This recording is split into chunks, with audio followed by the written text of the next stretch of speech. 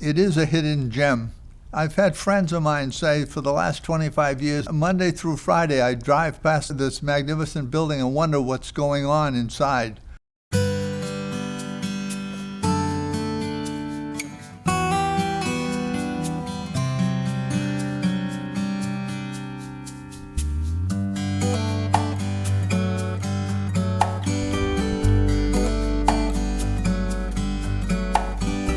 The Armenian Cultural Foundation is located in Boston's northwestern suburb of Arlington and on the banks of the Mystic Lakes. An international library and museum, it is dubbed Arlington's best-kept secret. The Cultural Foundation was established in 1945 by Vahan Topalian and a group of benefactors. Topalian, an Armenian from Western Armenia, emigrated to the United States in 1905 at the age of 18 and enrolled in the Mount Hermon School. A few years later, he moved to Boston, where for the next 25 years he worked at the Copley Plaza Hotel as a tailor and valet. His real vocation, however, was collecting books. There, he purchased rare books in Armenian as well as other languages. He also amassed art objects such as Tiffany lamps, Oriental rugs, and hand-carved furniture. The first home of the foundation was 18 Somerset Street on Boston's Beacon Hill, where it remained for the next decade and a half.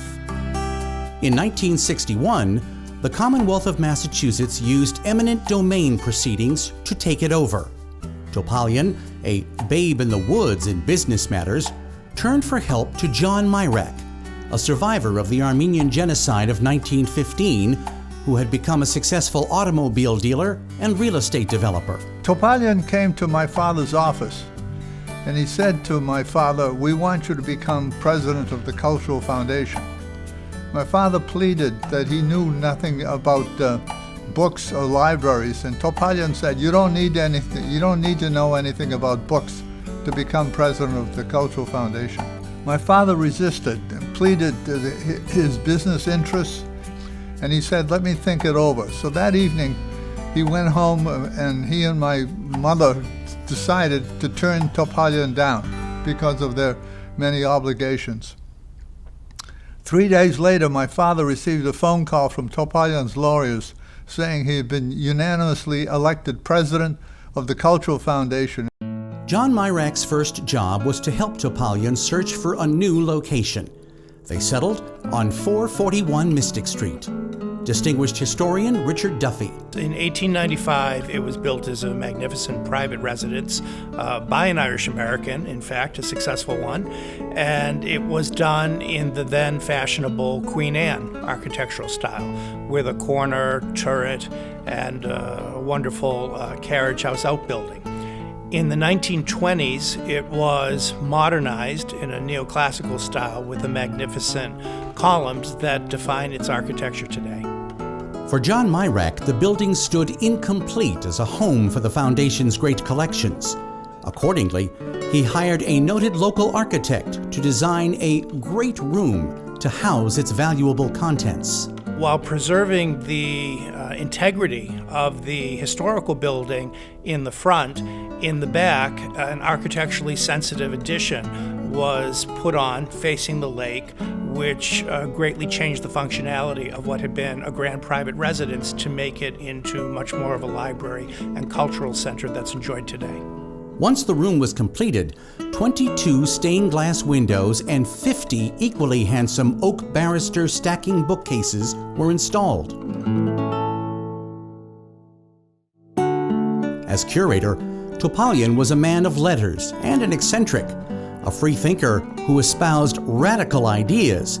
He knew socialists Emma Goldman and Alexander Beekman, and he wore a cross on his lapel, upside down, to proclaim that God was dead. With John Mirak as his sole benefactor, Topalian ran the foundation until his death in 1983. Concerned about the safety of its treasures, the two gentlemen kept the foundation under wraps. At the same time, Topalian, with Mirak's support, added important Armenian language publications as well as handsome works of art, thereby transforming the late 19th century residence into a European and Middle Eastern museum. Well, the collection of the Armenian Cultural Foundation is very unique. I would say outside of Armenia, the collection that we have here is the most unique not only in the Western Hemisphere but in the North America period. There is no library in the entire United States that bears the Armenian library or Armenian institution that has such a collection, and we, of course, thanks to Mr. Topalian and his vision to collect all these items over the years. In 1997, John Mirak, age 90, turned the foundation over to his son Bob and a highly qualified board. The new board adhered to the foundation's original mission, the advancement of culture in general and Armenian culture in particular, and added two new directions. First, the promotion of Armenian music, and second, the advancement of Armenian women's issues.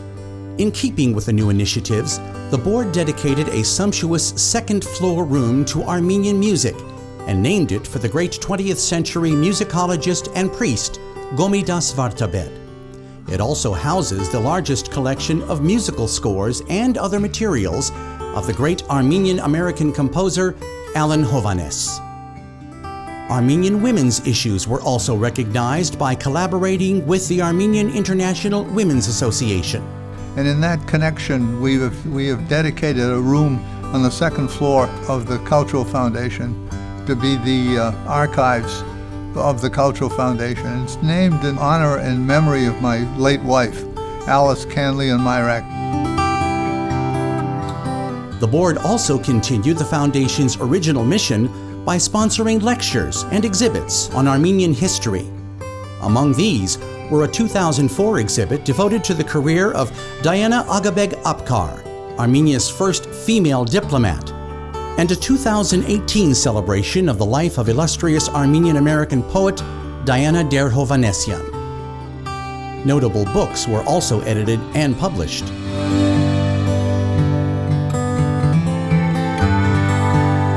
The Armenian Cultural Foundation's Armenian collections, especially of late 19th and 20th century newspapers, are the largest of its kind in the New World.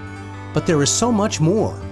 Among the oldest items in the Foundation's collection are two letters between French philosophers Jean-Jacques Rousseau and Voltaire.